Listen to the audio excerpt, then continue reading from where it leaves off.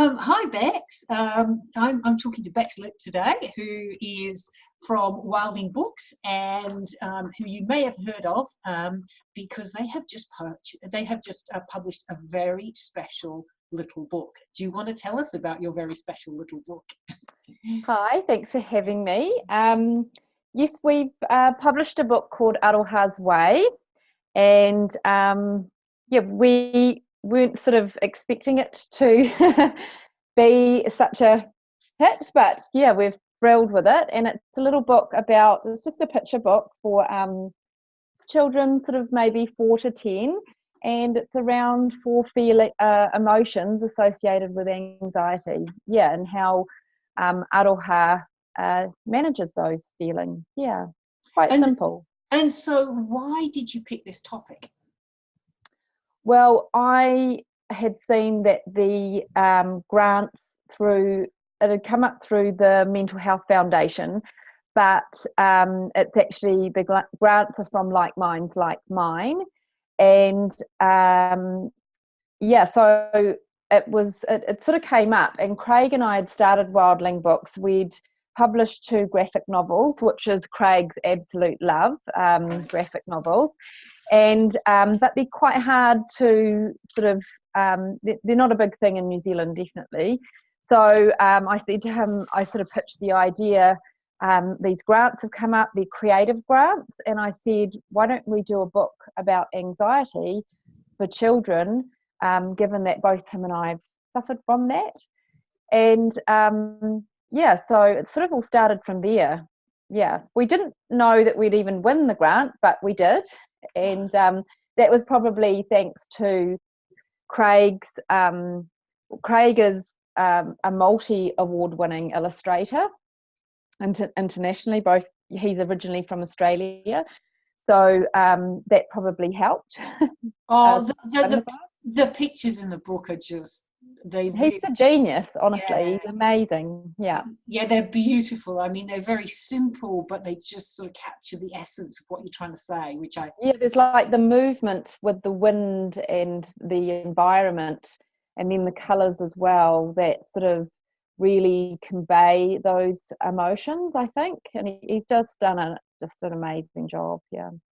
And so, it has become a bestseller, which is just superb. Why do you think that is? Craig and I were actually talking about this the other night, actually, and the book's really simple. And I think that helps for children to be able to resonate with it. So it's not complicated, and also it doesn't go into Aroha's backstory. So you don't know why she's feeling these feelings. And what that means is that children can put their story in behind Aroha. And, we've had children, we had one girl, Cherry, her mum, she said, I just want to yell from the rooftops about how much I love this book, because her daughter was involved in a major car accident. And she said the trauma from that, her daughter was, really suffering. And she said the book just has been absolutely magic for her. So I think, because each child's dealing with different things in their lives, they can add their story in behind what Aroha, because Aroha isn't sharing why she's feeling those emotions. So I think that, yeah, we just kind of were talking about that the other night, and I said, maybe that's what it is, that children can interpret the book in lots of different ways, Yeah, and I know that you've got lots of super positive, feedback from both from parents and from children and from educators. So can you just give us some examples? I mean, that was a great example of how, one mum was using it for her daughter. Can you just give us a few other examples on how parents or educators are using the book, just to help children sort of manage things? Yeah. So a lot of schools and kindies have picked up the book, and I think again, we had one teacher message in, and she said, just love the book, we had one boy, he was getting a little bit, wound up in class, and she'd just been reading the book, sharing it with the class. And he said, "Miss, can I go out and have a run around the field? Because I need to do what Aroha says." And so he went around, she said he ran around the field a few times and come back, and she said the smile on his face, he was empowered, and that he was able to do something to make himself feel better. And that's just, he was just getting a little bit wound up in class with the stress of class, and so he used the exercise part, which was really effective obviously for him. We've had quite a couple of parents that have had children starting school, and the nervousness and anxiety around starting school have said it has just been so fabulous that it's helped that transition of starting school and the nerves around it. We had one mum say that she actually printed off the little breathing page and laminated it into a tiny little card, and the daughter carried it in her pocket, and every time she got stressed at school, she would pull the card out and remember to do her breathing. We've also had children with, quite bad anxiety. We had a mother who said her daughter had been having panic attacks, and when they would strike, they could last an hour. And she said they just weren't getting the help, or didn't know where to go to really even, manage this. And she got the book, and she messaged and she said, we tried the belly breathing, and she was able to reduce the panic attack down to 10 minutes. And she said then she had another one, and it was 5 minutes. And she said, I can't tell you how such a simple thing as belly breathing has now helped her daughter manage these attacks. And she said, hopefully it'll just get better and better. So, I mean, we've been in tears with some of the messages we're getting. And for me, as a child, I had big emotions. And I remember feeling so alone and scared when they came, and nobody really helped me. I felt like I was the only one in the world that felt that way. And so it just makes me so proud to think that this book is helping children to feel less alone, and can actually help them so that they don't possibly end up in crisis like I did as a teen. Yeah. Oh, look, there's so many beautiful stories there. And as you say, anxiety is something that often we suffer, alone. And it's something that a lot of children feel. In my line of work, I find that so many, children are generally anxious as well as being anxious around food. And anything that's supportive of that is just fantastic. So if we did want to get a copy of the book, what's the best way for us to do that? Well, we've been really, really lucky, because obviously with the book's growing popularity, you can really find it in a lot of bookshops now. Okay. Book calls all over the country have it, and there's so many awesome indie bookshops around the country that have the book as well as even some gift shops and things. Or you can go onto our website, which is wildlingbooks.com, and order a copy that way. So we have got stock at the moment, so that's great, because we have sort of been in stock, got it and sold out in weeks, and then back in stock and then sold out again. So yeah, we've got stock at the moment, so it's good. That's fantastic. And are you selling it overseas as well, or just in New Zealand? Yes, so we've actually got a link via our website, so if you're overseas you can order via Amazon or Book Depository now.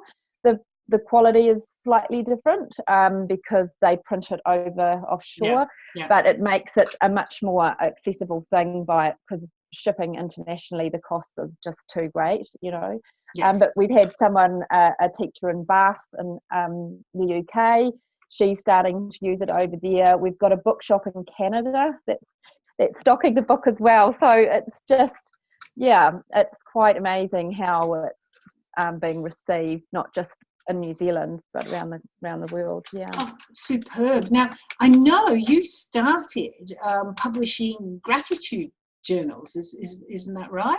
Yes, yep. With my friend Nikki, we started a business called Awesome Inc.